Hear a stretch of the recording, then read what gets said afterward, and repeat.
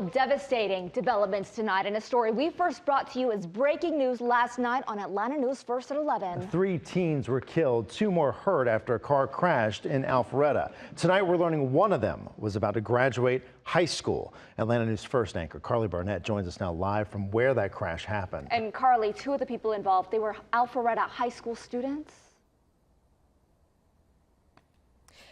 Blair, Savannah, that's right. This all happening only 8 days away from graduation. To give you an idea of where we are, we're near West Side Park.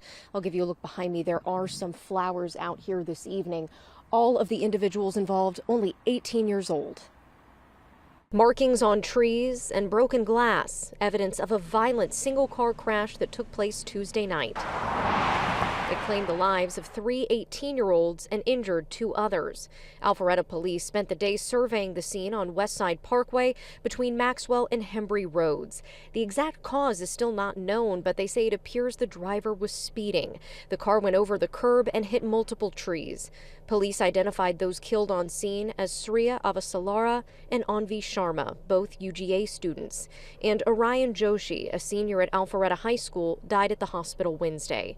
The principal wrote a letter to families saying, quote, "When events such as this happen, youth react in different ways. You may see your child feeling sad, upset, angry, shocked, or numb. For some students, the death of someone they know may remind them of some other loss in their lives. For others, this may be their first encounter with death."